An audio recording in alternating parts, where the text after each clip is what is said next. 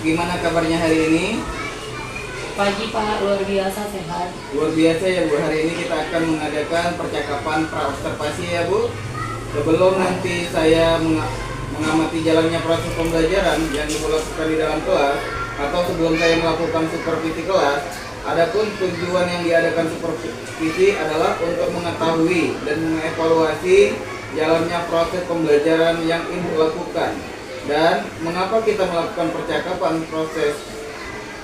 observasi sebagai persiapan awal sebelum nanti Ibu melakukan kegiatan pembelajaran, agar Ibu lebih siap dan lebih percaya diri sehingga bisa memberikan pembelajaran yang terbaik bagi murid.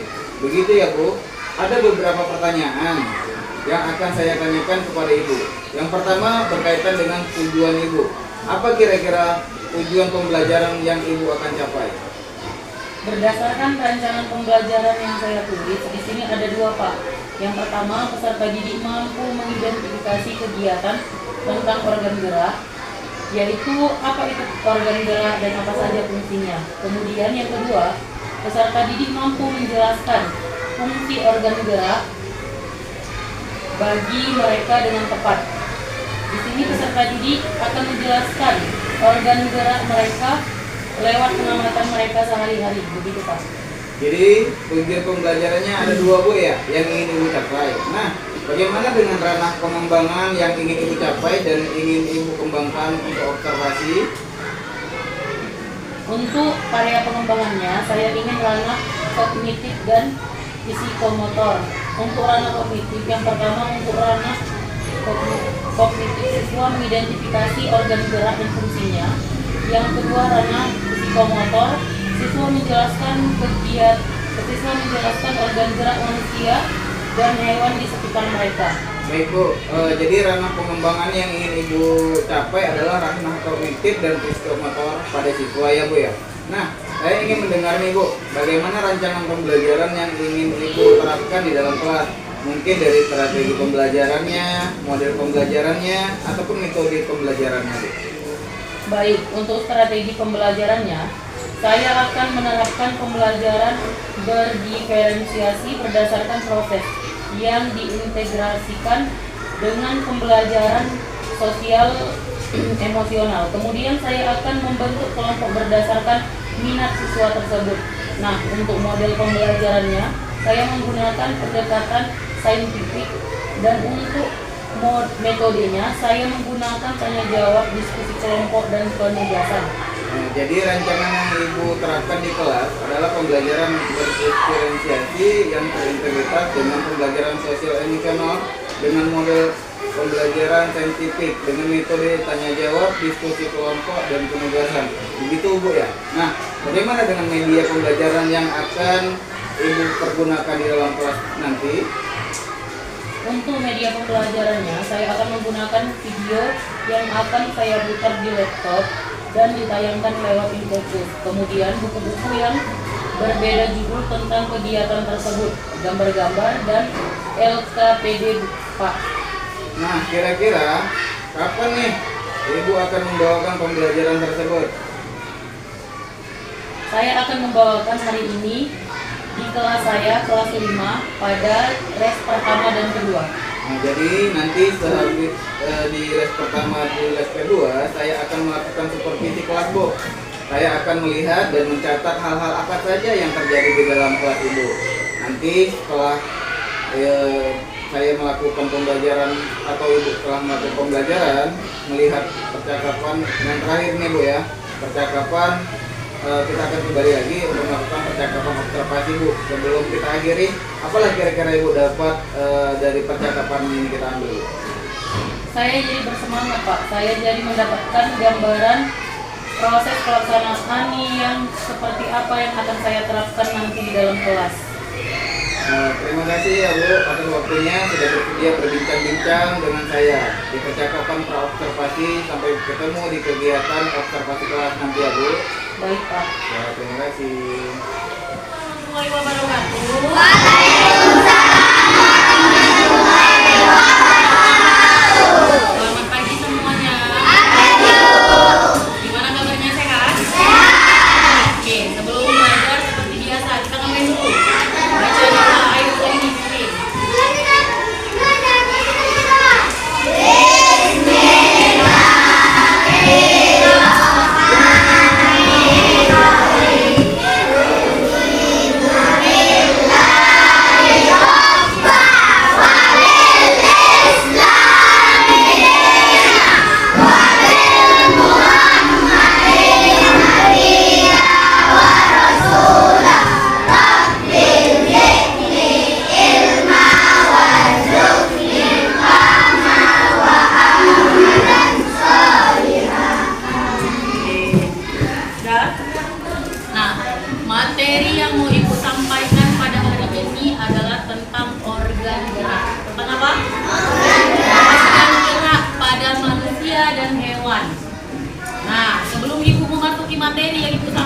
kepada kalian. Sekarang Ibu mau tanya dulu yang Ibu sampaikan tadi. Kira-kira ada yang bisa memberikan kesimpulan? Saya, Bu. Apa itu, Nak? Organ gerak bisa untuk memanjat dan lari, melompat, berenang, dan sebagainya. Oke, iya. Kita dulu.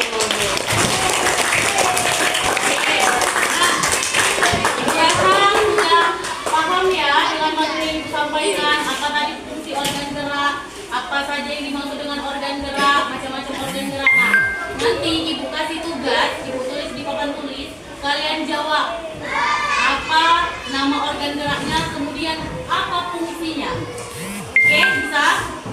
Ya, Ibu cukupkan materi kita hari ini.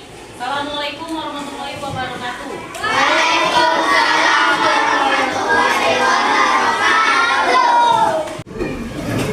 Kalau kita sebagai manusia, organ gerak kita apa? Kaki. Kaki digunakan untuk apa? Untuk berjalan. Selain berjalan apa lagi? Berlari. Bagus. Setelah itu ada berjalan, berlari, kemudian melompat. Nah, itu untuk pada manusia. Kalau misalkan Ibu contohkan pada hewan yaitu burung. Tahu burung? Tahu. Pernah lah lihat burung ya? Nah, kalau burung itu organ geraknya apa? Sayap digunakan untuk? Kalau kupu-kupu? Untuk? Kalau ikan? Gunanya untuk? Berenang. Oke, nah sekarang kita masuk ke materi yang Ibu sampaikan. Perhatikan halaman pertama. Ya. Di situ ada organ gerak hewan. Perhatikan. Hari Minggu adalah hari libur. Libur apa? Libur sekolah. Ya. Namun demikian, menurut Edo, hari Minggu bukanlah hari yang harus dilewatkan begitu saja.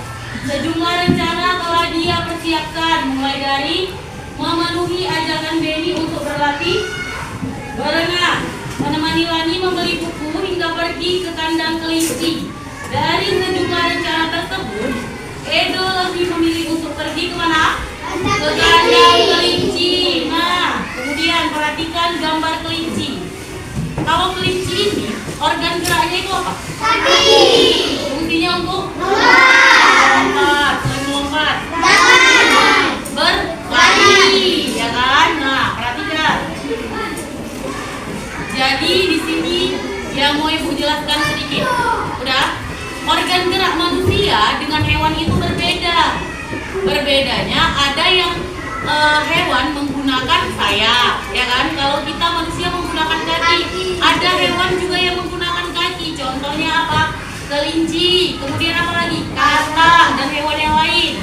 Ada juga hewan yang bergerak menggunakan perut bawah. Itu hewan apa? Ular, cacing, ya kan? Jadi dia bergerak menggunakan perut bagian bawah. Oke, lanjut.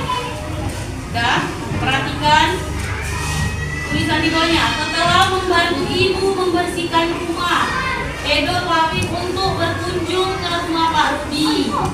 Pak Rudi adalah peternak kelinci yang sukses di kampungnya.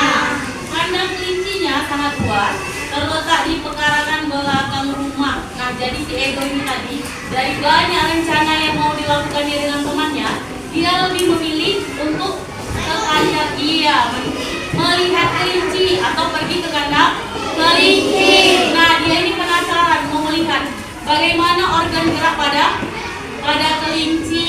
Kelinci ini bergerak menggunakan apa?